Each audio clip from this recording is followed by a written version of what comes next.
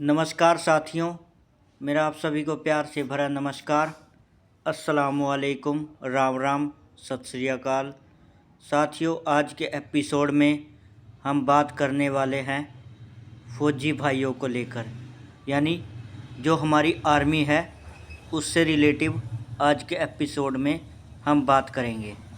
साथियों, आर्मी जो होती है वो हमारी हर प्रकार से आंतरिक और बाहरी दोनों प्रकार से रक्षा करती है, क्योंकि जब अंदर कई बार इस प्रकार का माहौल बन जाता है कि जो पुलिस पर कंट्रोल नहीं होता तो उसको आर्मी ही कंट्रोल करती है, और बाहर से तो हमारी रक्षा करने का जो कार्य है वो फौजी भाई ही करते हैं। परंतु साथियों, मैं कई बार समाज में जैसे घूमता फिरता हूँ या आता जाता हूँ तो कई बार मैं समाज में कुछ नेगेटिविटी फौजी भाइयों के प्रति मुझे दिखाई देती है। मैं अपने अकॉर्डिंग बता रहा हूँ इस वीडियो में। ऐसा नहीं है कि ये सभी को दिखाई देती होगी, लेकिन हाँ मुझे दिखाई देती है। मैं इसीलिए इस एपिसोड में आपको बता रहा हूँ। तो साथियों, जैसे कई बार क्या होता है, हमारे जो फौजी भाई होते हैं, फ़ौजियों के विषय में मैं आपको पहले तो ये कहना चाहूँगा कि फ़ौजी जो होता है ना, उसकी जो ज़िंदगी होती है ना वो बहुत ही अनुशासन और डिसिप्लिन से भरी होती है। यानी कि वह बहुत अनुशासन में रहता है और डिसिप्लिन में रहता है, और वो अपनी तरफ से अच्छा करने की कोशिश करता है। कोई भी नेगेटिव काम करने की उसकी इच्छा या फिर कोशिश नहीं होती, और वो अपने देश के लिए, उसका जो देश होता है ना वो सर्वोपरि होता है। अगर मैं एग्जाम्पल के रूप में आपको बताना चाहूँ तो फ़ौजी जो होता है ना, फ़ौजी, उसकी माँ बाप, उसका सब कुछ जो होता है ना वो देश होता है। वो देश के खातिर जो है ना अपने जान की बाजी लगा देता है, अपनी जान पर खेल जाता है। वो फ़ौजी जो होता है ना उसकी इस प्रकार की जो ज़िंदगी होती है ना, और उसका दिमाग जो होता है ना वो इस प्रकार का होता है। वो अपने देश के लिए जो है ना कहीं तक भी जा सकता है और कुछ भी कर सकता है वो। और कभी भी वो देश का जो दुश्मन होगा ना उसको कभी भी वो किसी भी प्रकार की प्रायोरिटी या फिर किसी भी प्रकार से अंदर घुसने नहीं देता। वह उसको हमेशा ख़त्म करने की कोशिश करता है। लेकिन साथियों, फौजियों के प्रति कई लोग ये बोलते हैं कि ये बॉर्डरों पर इसलिए रहते हैं कि इनको सैलरी मिलती है, इनको पैसे मिलते हैं। नहीं साथियों, ऐसा नहीं है। फौजियों के जो कष्ट हैं उनको मैंने बहुत बारीकी से देखा है, और कई बार मैं रूबरू भी हुआ हूँ। फौजियों से मेरी बात होती है, और साथियों जहाँ पर वो ड्यूटियाँ देते हैं वहाँ हम ड्यूटी देने की बजाय 15-20 मिनट खड़े भी नहीं हो सकते, क्योंकि कई जगहों के बारे में मैंने वीडियो के माध्यम से देखा है। अभी मैं पहुंचा तो नहीं हूं, लेकिन जो वीडियो में दिखाया जाता है तो साथियों देखकर जो है ना घर बैठे ही डर लगता है वहां पर खड़ा होने की बजाय। जैसे जम्मू कश्मीर का अटारी बॉर्डर लगा लो, और पंजाब का बाघा बॉर्डर लगा लो, अमृतसर का जो है। और भी एक जगह ऐसी भी है हमारे देश में जहाँ पर बर्फ़ इस प्रकार की है कि अगर वो शरीर के किसी हिस्से पर लग जाए तो वो गल जाता है। तो साथियों उस जगह पर भी हमारे जो फौजी भाई हैं वो हमारे लिए खड़े होते हैं, हमारी रक्षा करते हैं। उन्हीं के कारण जो है हम आराम की नींद सोते हैं और ज़िंदा हैं। अगर वो हमारी रक्षा करनी छोड़ दें तो हम ये नहीं बता सकते कि किस तरफ से दुश्मन जो है हम पर हमला करते। अगर हम जिंदा हैं और आसानी से जी रहे हैं, खुलकर जी रहे हैं, तो उसमें जो सबसे बड़ा योगदान है हमारी ज़िंदगी में वो फौजी भाइयों का और आर्मी का और पुलिस का भी बहुत बड़ा योगदान है। क्योंकि अगर हम सुरक्षित नहीं होंगे तो कैसे हम घूम फिरेंगे। अभी हम सुरक्षित हैं तभी हम घूम फिर रहे हैं, और उस सुरक्षा में जो सबसे बड़ा कार्य कर रहे हैं वो हमारे फौजी भाई हैं। तो इसलिए मेरी आप सभी से इस वीडियो के माध्यम से ये अपील है कि फौजी भाइयों के प्रति हमारा जो रवैया हो वो पॉजिटिव हो। साथियों, फौजी जो होता है ना वो घर से तो ज़िंदा जा सकता है, लेकिन ये नहीं बता सकते कि वापस वो ज़िंदा आ सकता है या नहीं। और हर फौजी की जो मन की जो भावना होती है और इच्छा होती है ना, उसकी यही होती है कि मैं देश के लिए कुछ कर गुजर जाऊं। और ज़्यादातर फौजी जो होते हैं उनकी यही भावना होती है, सभी की होती है लगभग, कि मैं भी देश के लिए शहीद हो जाऊं, ताकि जो मेरा खून है ना वो भी देश के काम आए। तो इसलिए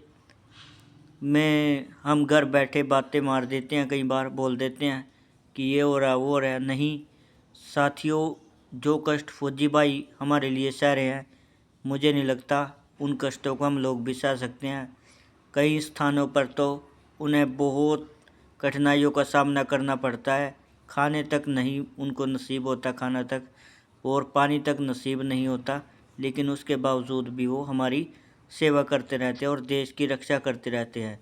और इसमें ऐसा नहीं है कि जो ओनली बॉर्डर पर खड़े हैं वही रक्षा करते हैं। इसमें जो छोटे से छोटा कर्मचारी होता है आर्मी का, उससे लेकर और उच्च दर्जे का, यहाँ तक कि जो हमारे जनरल साहब हैं वो भी बराबर ही कार्य करते हैं, और वो सब जो है हमारी रक्षा के लिए है। इसलिए मैं इस एपिसोड में सभी फौजियों को सैल्यूट करना चाहूँगा, जय हिंद, नमस्कार करना चाहूँगा, नमन करना चाहूँगा। और जो हमारे फौजी भाई शहीद हो गए हैं और जो हमारे आज़ादी से पहले शहीद हैं, उन सभी को मैं नमन करना चाहूँगा और सभी को प्रणाम करना चाहूँगा और श्रद्धांजलि देना चाहूँगा। और श्रद्धांजलि देता हूँ इस वीडियो के माध्यम से, नमन करता हूँ। और मैं इस वीडियो के माध्यम से यही अपील करता हूँ कि हमें फौजी भाइयों का भरपूर साथ देना चाहिए, उनकी रिस्पेक्ट करनी चाहिए, क्योंकि हम जो जवानी हम अपने घरों में अपने परिवार के साथ काटते हैं ना, वो जवानी साथियों वो हमारी रक्षा करने में बॉर्डरों पर काट देते हैं। मुझे बहुत तरस भी आता है फौजी भाइयों पर, क्योंकि इस परिवार में फंक्शन होता है, शादी होती है, जन्मदिन होता है, परिवार के सभी सदस्य जो हैं वो घर पर होते हैं, लेकिन फौजी भाई जो होते हैं ना वो बॉर्डर से ही फ़ोन के माध्यम से, व्हाट्सएप के माध्यम से, कई बार ऐसी अवस्था भी नहीं हो पाती कि वो फ़ोन व्हाट्सएप भी कर सके। तो साथियों बस ऐसे ही उनको वहीं पर रह करके सब्र के साथ वहीं पर अपनी ज़िंदगी को एंजॉय करना पड़ता है। वो परिवार के बहुत सारे जो फंक्शन होते हैं उनको मिस कर देते हैं, जो कि बहुत ज़रूरी फंक्शन होते हैं।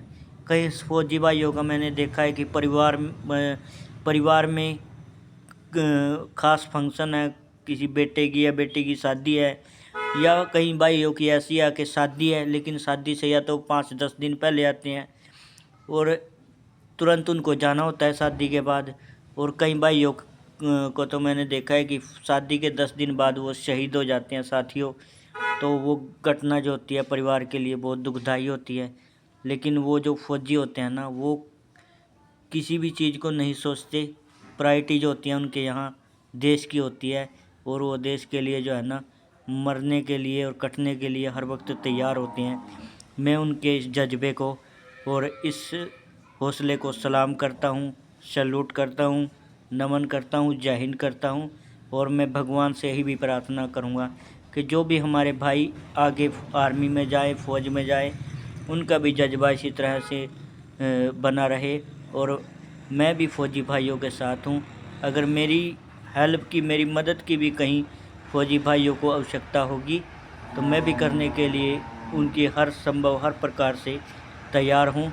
यहाँ तक कि अगर किसी फ़ौजी भाई के लिए मेरे खून की भी आवश्यकता होगी तो मैं खून भी देने के लिए तैयार हूँ।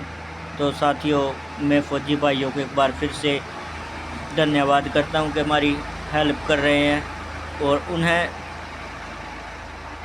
एक बार फिर से मैं धन्यवाद करता हूँ और उन्हें इस कार्य के लिए जो है उन्हें नमन करता हूँ कि वो हमारे लिए कर रहे हैं। और भगवान से प्रार्थना करता हूँ कि जो भी हमारे फौजी भाई आर्मी में ड्यूटी दे रहे हैं उनका जल्द से जल्द प्रमोशन हो, और जो भी हमारे भाई और आर्मी में जाएं उनके लिए भी मैं भगवान से ही प्रार्थना करता हूँ कि वो भी इसी तरह से हमारे देश की सेवा करें और उनका जज्बा बरकरार रहे।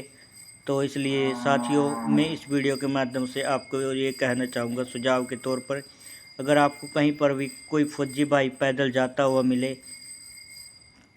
तो उसको बैठा करके उसकी मंजिल तक पहुंचाने का कार्य करें।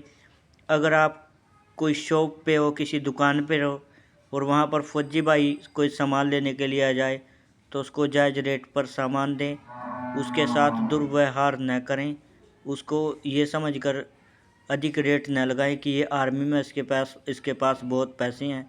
नहीं साथियों, वो पैसे जो होते हैं ना, वो उसकी खून पसीने की कमाई होती है और बहुत कष्ट सह करके उसने वो पैसे कमाए होते हैं। ऐसा नहीं होती है कि फ़ौजी की जो कमाई होती है वो ऐसी होती है, नहीं। जो वहाँ ड्यूटी देता है वही बता सकता है कि वहाँ पर कितनी कठिनाई होती है। साथियों, हम सुबह 6 बजे के बाद ही उठ पाते हैं, लेकिन फ़ौजी भाई जो होते हैं ना, वो ड्यूटी कई बार 4 बजे 5 बजे, उनका कोई भी टाइमिंग जो होती है ना फिक्स नहीं होती कि आपने इस वक्त ड्यूटी देनी है। कई बार तो ऐसा होता है वो 36 घंटे 48 घंटे 24 घंटे ऐसे रेगुलर ड्यूटी देते रहते हैं और उन्हें उस दौरान नींद भी आती होगी, थकावट भी महसूस होती होगी। बस वही बता सकते हैं कि उनको कितना कष्ट होता है। साथियों, जिस पर बीतती है और जिसके साथी आर्मी में गए हुए हैं वही बता सकते हैं कि आर्मी में जो जॉब कर रहे हैं कितना मान ली वहाँ पर कष्ट होता है, क्या होता है। लेकिन हाँ, एक चीज़ को सोचकर पुलिस और आर्मी खुश होती होगी कि वो अपने देश के लिए सेवा कर रहे हैं और उस मकाम पर हैं जिसके लिए बहुत सारी दुनिया जो है जद्दोजहद या फिर इच्छा रखती है। लेकिन बहुत कम खुशकिस्मत लोग होते हैं जो आर्मी और पुलिस के ज़रिए देश सेवा करते हैं और अपने इंडिया को रिप्रेजेंट करते हैं प्रेजेंट करते हैं और अपने देश का नाम जो है वो रोशन करते हैं।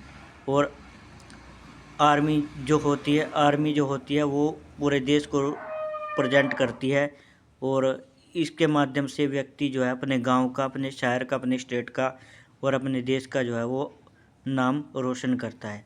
तो साथियों, एक बार फिर से मैं फौजी भाइयों को धन्यवाद देना चाहूँगा और आप सभी से भी अपील करना चाहूँगा कि आप सब लोग आज के बाद अगर कोई भाई फौजी भाइयों की रिस्पेक्ट नहीं कर रहा हो तो प्लीज़ वो करने की कोशिश करें और आज से करना चालू कर दे और फौजी भाइयों को ज़्यादा से ज़्यादा रिस्पेक्ट और सहयोग करें। और अभी जैसे हरियाणा में भी फौजी भाइयों ने बहुत अच्छे कार्य किए हुए हैं तो उसके लिए उनको थोड़ा सहयोग करें। इसी के साथ मैं आज के एपिसोड में इतना ही कहना चाहूँगा। धन्यवाद। अगर आपको यह वीडियो अच्छा लगा हो तो उसको लाइक करें, चैनल को सब्सक्राइब करें और बेल आइकन की घंटी दबाएं और शेयर करें।